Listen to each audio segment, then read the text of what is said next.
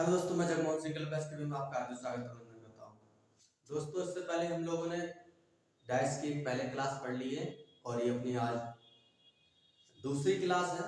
इस क्लास में हम लोग प्रश्नों की सीरीज स्टार्ट कर देंगे कि जो टाइप वाइज के किस तरीके से प्रश्न आते हैं।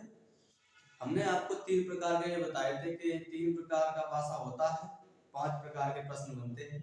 3 प्रकार के मैंने आपको बताया, जिसमें पहला 1 सरफेस कॉमन, दूसरा 2 सरफेस कॉमन, तीसरा नो सरफेस कॉमन, एक सतह समान, 2 सतह समान, कोई सतह समान नहीं, इस प्रकार से बताया था।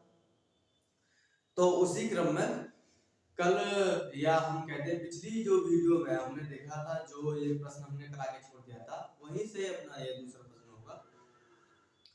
तो आइए शुरू करते हैं। दोस्तों, अगर आप हमारे चैनल पर नए हैं तो हमारे चैनल को सब्सक्राइब करें और बेल आइकन को प्रेस कर दें और कमेंट भी करें, लाइक करें। तो चलिए स्टार्ट करते हैं। हमने आपको बताया था 1 सरफेस कॉमन। 1 सरफेस कॉमन हमने आपको कराया था, एक बार फिर देख लेते हैं। 1 सरफेस कॉमन, इसमें कहा था हमने एक सतह समान, एक सतह समान, जो हम लोगों ने एक प्रश्न किया था इसका। चलिए, तो एक सतह समान में एक बार फिर देखो, दिया रहता है जैसे प्रश्न में दे दिया, निर्देश में दे रहा है कि कोई पासे की आकृतियां या बना हुआ है, उसकी प्रत्येक सतह पर 1 से लेकर के 6 तक अंकों का प्रयोग किया गया है। वो हम यहाँ लिख दे रहे 1 2 3 4 5 6। ये 1 से लेकर के 6 तक अंकों का प्रयोग किया गया है। तो ये 1 2 3 4 5 6, क्योंकि एक पासे पे अधिकतम 6 सतह होती है, तो 6 तक ही प्रयोग कर सकता है। तो ये 6 तक लिखा हुआ है और इस पासे की 2 आकृतियां नीचे दर्शाई गई हैं। तो इस पासे की हम 2 आकृतियां यहां बना लेते हैं। चलिए, पासे की 2 आकृतियां हमने बना ली। अच्छा, इसके बाद में दे रखा होगा या यहां दिया है इन्होंने, ये पहली आकृति है, ये दूसरी आकृति है।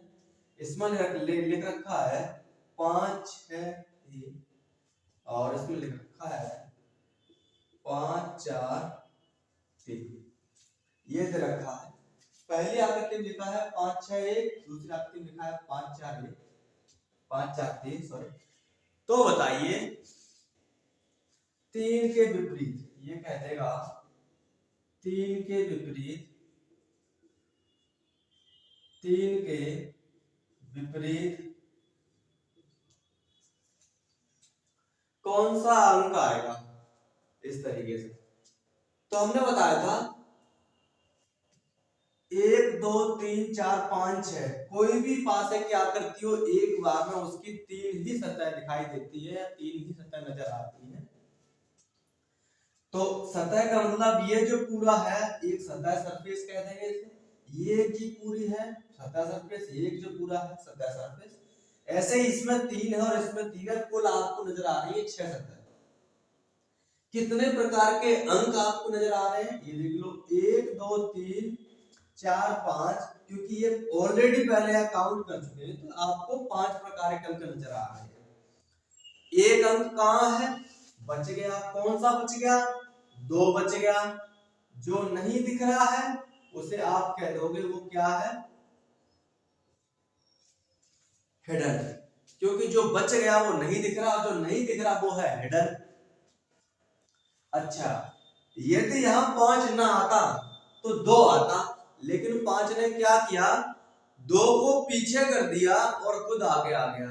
2 को पीछे कर दिया, खुद आगे आ गया। इसका मतलब ये है, ये जो पीछे उसे कर दिया, हमने आपको कराया था आमने सामने, प्रमुख, सम्मुख, ऊपर नीचे और अपोजिट और विपरीत, इन सब का मतलब एक ही होता है। देखो, जो हिडन है हिंदी में कहते हैं इसे अदृश्य।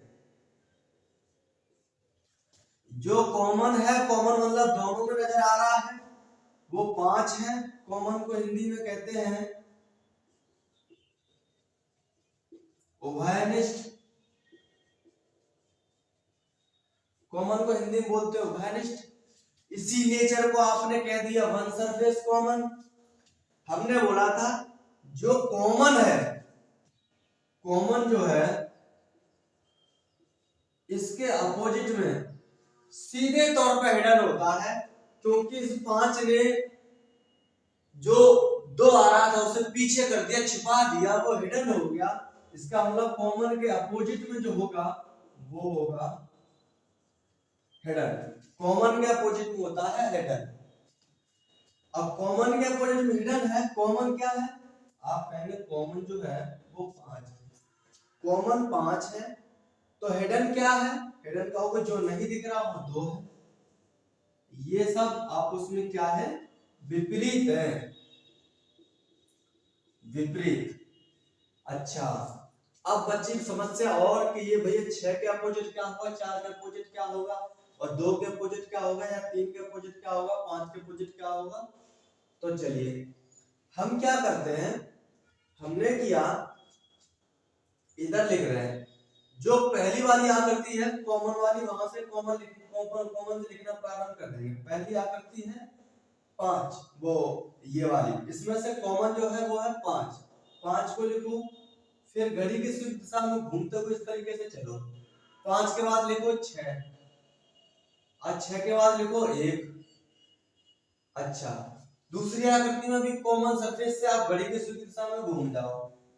कॉमन लिखो, कॉमन के नीचे कॉमन, अगला नंबर आएगा 4 का और अगला नंबर आएगा 3 का।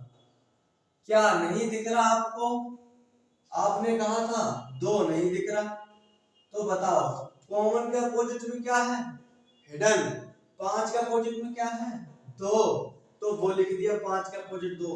6 किसके अपोजिट है? 4 के। 4 के अपोजिट क्या है?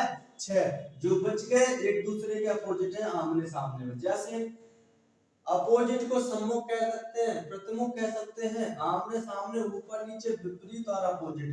6 के अपोजिट में क्या है? आप कह दोगे 6 के अपोजिट में सर जो है वो है 4। 1 के अपोजिट में क्या है? आप कह दोगे 1 के अपोजिट में है 3।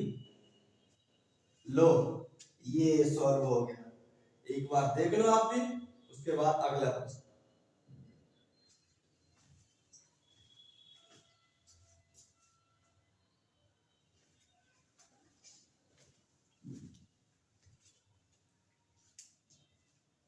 चलिए इसे अरेंज करते हैं, अगला प्रश्न।